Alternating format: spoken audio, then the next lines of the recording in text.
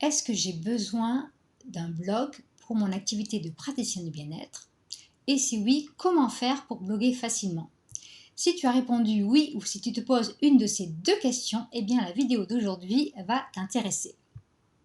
Si tu ne me connais pas encore, je suis Carole, je suis la fondatrice de Mon Marketing Holistique et j'aide les praticiennes du bien-être intuitives à aller ancrer leur activité dans la matière, notamment en les aidant à créer leur site internet.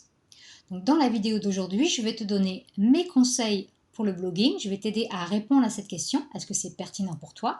Et si c'est le cas, je vais te donner des conseils pratiques pour t'aider à bloguer. Donc la première question que tu te poses peut-être, c'est ah, mais est-ce que c'est toujours pertinent en 2021 de bloguer? Parce que tu as peut-être entendu, comme moi, que le blogging était mort. Ça fait d'ailleurs plusieurs années qu'on entend cette affirmation. Et laisse-moi te dire que ce n'est pas le cas. Le blogging est loin d'être mort et c'est encore aujourd'hui, en 2021, une manière utile et facile de pouvoir améliorer son référencement, mais il y a des choses à prendre en compte. Donc en préambule, non, le blogging n'est pas mort, mais ce n'est pas pour tout le monde. Hein, c'est ce qu'on va voir aujourd'hui.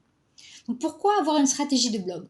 En fait, on va rentrer très légèrement dans la technique, ne t'inquiète pas. Eh bien, avoir une stratégie de blog, ça envoie, quand tu rédiges un nouvel article, ça c'est ce que Google appelle du contenu frais. C'est-à-dire que ça envoie un signal à l'algorithme de Google, même si on ne connaît pas la composition exacte de la recette de cet algorithme-là, elle est tenue secrète, personne ne la connaît. Eh bien, en fait, ça t'accorde comme si tu veux des points de bonus pour dire « Ah, ce site-là, il est mis à jour régulièrement, il publie du contenu frais régulièrement, donc ça va t'apporter du bonus, tu as plus de chances que ça va jouer favorablement dans ton référencement. » Donc c'est aussi pour ça que le fait d'avoir une stratégie de blog, eh bien, ça améliore, ça impacte positivement ton référencement naturel. Bonjour Valérie.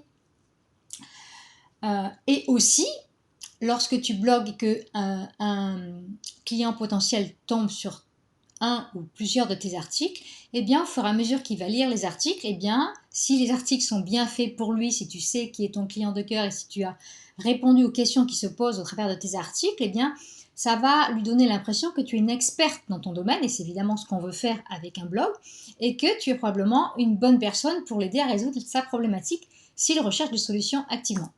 Donc, ça va augmenter la perception qu'a ton client de ton expertise. C'est pour ça que c'est un outil puissant. Donc voilà pour en fait pourquoi avoir une stratégie de blog. Maintenant, comment savoir si c'est pertinent pour toi? En fait, les questions que je te poserais si tu étais ma cliente, il y a 3 questions que je te poserais. Donc la première, c'est que est-ce que dans ton activité, tu as une partie, toute ou partie, on va dire, de ton activité est en ligne?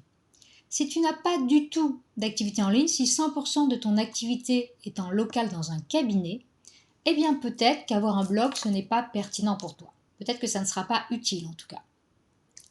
Ça ne va pas forcément t'apporter au niveau local de bloguer.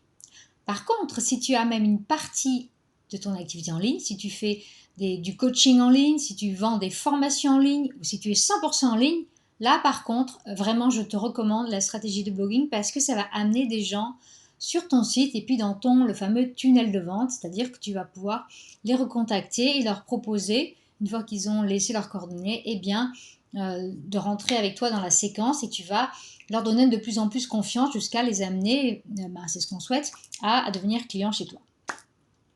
Donc si tu as une partie ou même tout de ton activité en ligne, alors oui, bloguer est une stratégie qui est pertinente pour toi. Sinon, franchement, peut-être pas. Tu peux peut-être garder du temps pour faire autre chose. La deuxième question que je te poserai, c'est est-ce que tu es prête à publier régulièrement des articles? Et j'insiste sur ce point parce que si tu as du mal à faire un article de temps en temps, il va falloir avoir une stratégie de moyen-long terme. C'est pour ça que je dis que bloguer, c'est pas donné à tout le monde. Déjà, il faut être régulier. Il va falloir s'y tenir. Parce que si tu as prévu de faire un article et après tu fais un autre dans 6 mois, eh bien ta stratégie, elle ne sera évidemment pas efficace. Mais c'est comme pour tout. Moi, ce que je te recommande toujours, c'est de choisir une stratégie, de t'y donner à fond pendant plusieurs mois et de constater au bout de plusieurs mois, au moins 3 mois, de voir si ça marche ou pas. Parce que si tu le fais de façon sporadique, tu ne pourras pas en tirer de conclusion et ça n'aura aucun impact à part te décourager.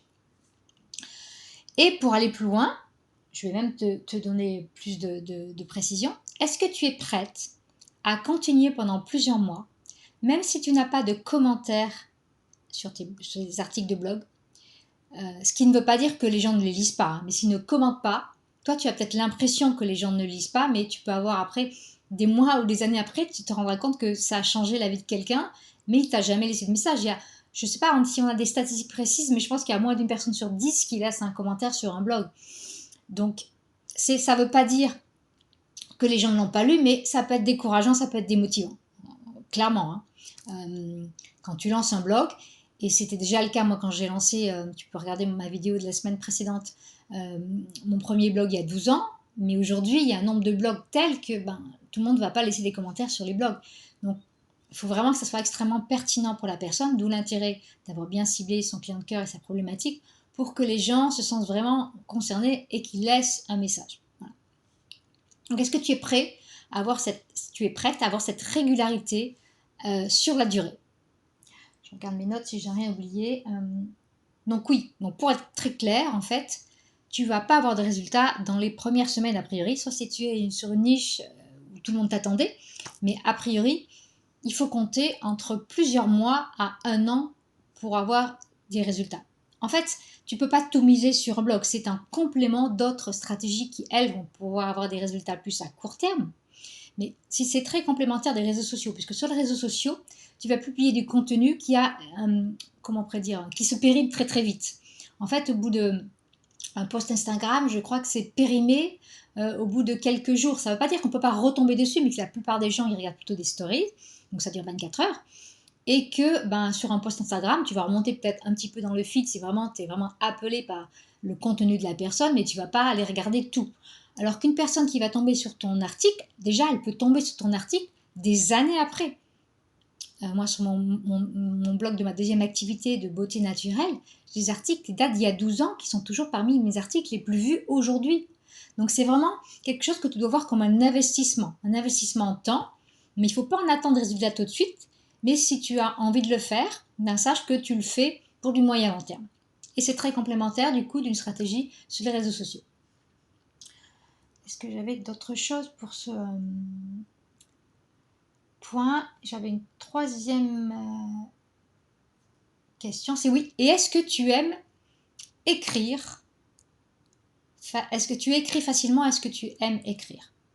Ou, et c'est là peut-être où ça va te surprendre, est-ce que tu es à l'aise avec la vidéo parce que tu peux très bien aussi faire un blog vidéo? Par exemple, tu peux très bien, et il y a beaucoup de gens qui le font aujourd'hui, écrire une synthèse de ton article avec des bullet points sous ta vidéo et puis délivrer l'intégralité de ce que tu veux dire, comme je suis en train de le faire maintenant, en vidéo. Tu pourrais très bien le faire en vidéo. Donc c'est une piste, si tu n'aimes pas écrire mais tu es à l'aise avec la vidéo, pourquoi pas utiliser ce moyen et tu héberges évidemment la vidéo sur ton site. Donc si tu n'es ni à l'aise avec la vidéo ni avec l'écriture, pose-toi la question, est-ce que bloguer c'est vraiment pour toi? Parce qu'on en revient au point 2, si tu ne vas pas être régulière, ça ne sert à rien de le faire. Et si tu n'aimes pas, tu ne le feras pas de façon régulière. Donc voilà, autant mettre les choses à plat maintenant et pose-toi la question, est-ce que c'est pour toi ou est-ce que c'est pas pour toi? Sachant qu'en fait, n'oublie pas aussi que c'est vraiment un investissement parce que tu vas pouvoir, si tu fais un article de blog, soit vidéo, soit écrit, tu vas pouvoir le réutiliser sous plein d'autres supports. C'est ce que j'apprends à mes clients. Tu vas pouvoir le recycler. J'aime bien cette idée de recyclage sur plein de réseaux sociaux ou de moyens différents. Donc en fait, c'est vraiment un investissement. Tu le fais, mais tu vas pouvoir le décliner sur plein de supports qui vont faire que le temps que tu vas passer à rédiger cet article, c'est pas du temps perdu que pour l'article. Il va servir à une vidéo, un audio, un podcast, peu importe les supports que tu utilises, mais tu vas pouvoir le réutiliser sur plein de choses. Donc voilà, en préambule, les questions à te poser pour décider si oui ou non le blog c'est pour toi ou pas. Je regarde s'il y a des questions sur Instagram. Non, il n'y en a pas. Donc après, concrètement, si tu as décidé que tu voulais bloquer, eh bien super, comment on fait? Alors moi je vais te dire qu'aujourd'hui, la plupart des plateformes proposent une option blog. Sur certaines plateformes, c'est en ce qu'on appelle en natif, c'est-à-dire que c'est intégré à la plateforme, mais regarde bien parce que pour avoir été vérifié avant de rédiger mon article et cette vidéo, je me suis rendu compte que c'est bien ce que je pensais sur une plateforme comme Simple et Beau, eh bien, ils te font royalement payer l'option 15 € hors taxe par mois, en plus de ton abonnement qui, je crois, est à 25 ou 30 € hors taxe par mois, pour avoir le droit d'héberger un blog. Donc, vérifie. Et moi, en fait, un site et un blog, c'est la même chose. Hein, donc, c'est pour ça que tu as logiquement l'option, mais pas toujours. Donc, vérifie sur la plateforme que tu vas utiliser. Sur Wix, je ne suis pas sûre. Il me semblait qu'ils faisaient payer, mais je ne l'ai pas retrouvé. Donc, si quelqu'un sait, n'hésitez pas à me le dire. Donc moi, la plateforme que je recommande, j'installe pour mes clientes et je suis formée au web design sur cette plateforme-là, je suis web designer spécialisée, c'est Squarespace. Squarespace, c'est très facile à utiliser et tu as inclus dans le coût de ton abonnement, tu as la possibilité de faire un blog. Et sur Squarespace, pour installer ton blog, c'est juste un clic, ça va te durer 2 secondes et ton blog est installé. Après, tu n'as plus qu'à rédiger tes articles et c'est très facile. Il y a pas mal de fonctionnalités que je vais te décrire, que moi j'utilise aussi pour mes 2 blogs, pour bloguer avec Squarespace, et qui sont vraiment, vraiment sympas. Je vais te les décrire. Donc la première, c'est vraiment ma préférée, c'est que une fois que tu as rédigé ton article de blog, si tu as connecté tes comptes de réseaux sociaux, par exemple dans mon cas Pinterest et puis ma page Facebook, automatiquement, dès que je publie un article, ils vont se publier sans que j'ai rien à faire sur ma page Facebook et sur mon compte Pinterest. Déjà, ça fait déjà 2 publications, paf, automatiques. Ça va reprendre l'image que j'ai faite pour Pinterest et pour Facebook. Et du coup, ça va me les poster automatiquement sur ces 2 comptes. Donc, c'est quand même vraiment, vraiment sympa. Le deuxième point, c'est que tu vas pouvoir soit les publier directement quand il est prêt, soit tu peux le laisser en brouillon et tu peux aussi le mettre en mode révision. Si tu as une assistante ou si tu collabores avec une autre personne, si c'est un article invité par exemple, eh bien tu vas pouvoir attendre que la personne ait revu, tu peux le mettre en mode révision avant de le publier et tu peux évidemment aussi le programmer à une date spécifique. Ce que je te recommande de faire d'ailleurs, de faire plusieurs articles à la fois et puis de les programmer au fur et à mesure. Tu peux aussi mettre des catégories pour filtrer, je vais répondre après Mireille, pour filtrer tes articles, donc soit par catégorie, soit par tag. Et ça te permet à la fois de mettre, que les personnes après, quand tu fais en bas de ton article, tu peux proposer des articles similaires et tu peux les filtrer donc par les mêmes intérêts ou les mêmes catégories. Si tu as plusieurs services, par exemple si tu es naturopathe mais que tu proposes aussi des massages, eh bien tu vas pouvoir faire des articles massages, des articles naturopathes par exemple. Et du coup, tu vas pouvoir faire des entrées aussi. Tu peux présenter de façon différenciée tes articles en naturopathie, tes articles massage, par exemple. Hein. Mireille, tu me demandes est-ce que ça marche aussi sur Insta et Twitter? J'imagine que tu voulais parler de la programmation des articles, Mireille. Est-ce que tu peux me dire que si c'est ça?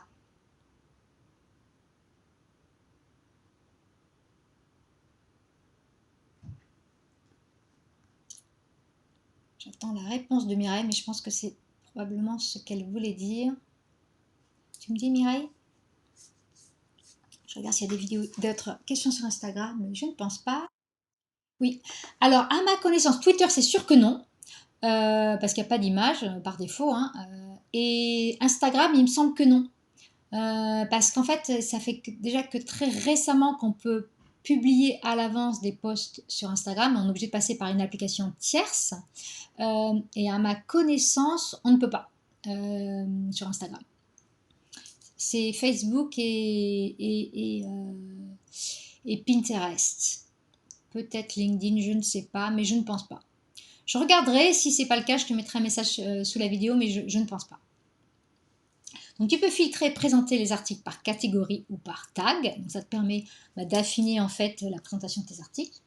Tu peux aussi pour le référencement, tu dois pour le référencement remplir, il y a des champs notés SEO pour le référencement naturel où tu peux mettre la description, où tu vas mettre évidemment les mots-clés pertinents pour ton article, la synthèse de ton article. C'est ce qui va apparaître dans Google lorsque ton article sera présenté dans les résultats de recherche. Donc, c'est déjà tout préformaté. Tu n'as pas besoin d'avoir un plugin en fait spécial référencement dans Squarespace. Tout est fait, intégré dedans.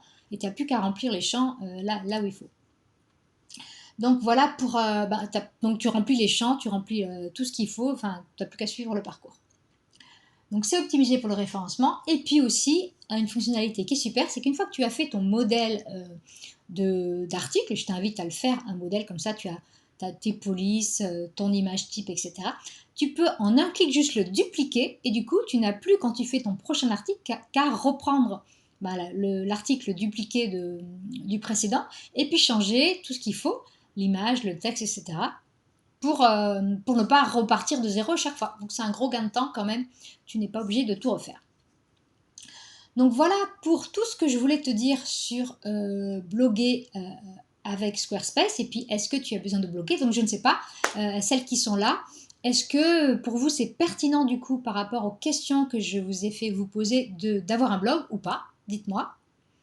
Et si oui, est-ce que vous avez prévu d'en faire un? Parce que vous n'êtes pas obligé, hein, ça peut être pertinent pour toi, mais tu peux très bien, par rapport aux autres questions, te rendre compte que non, c'est pas pour toi, parce que tu sais pertinemment que si tu n'aimes ni lire et que tu n'es pas à l'aise avec la vidéo, tu ne le feras pas, de toute façon. Donc, je vois qu'il y a Valérie et Mireille, est-ce que je vois?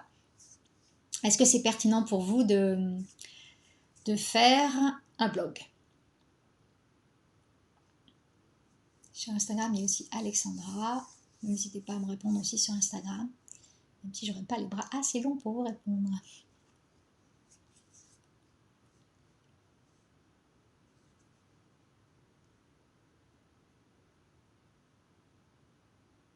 Et si vous avez des questions, profitez-en sur le blog. Donc Mireille, tu me dis blog intéressant, complément de réseaux sociaux. Très bien. Mireille, tu es sur Squarespace de mémoire. Et Valérie, tu vas en faire un. Super. Bon, Valérie, de toute façon, tu auras plein d'infos dans mon site magique pour faire ton blog et puis pour améliorer tout ça. Eh bien, si vous n'avez pas d'autres questions, je vais vous laisser. Si vous avez besoin de plus d'aide pour créer votre site internet, je vous invite à suivre mon challenge qui s'appelle 5 jours pour créer ton site de praticien du bien-être. Je te mettrai le lien sous la vidéo ou en bio sur Instagram. Et sur ce, on se voit pas la semaine prochaine, mais la semaine d'après pour une autre vidéo dédiée aux praticiens du bien-être intuitif. Bonne semaine!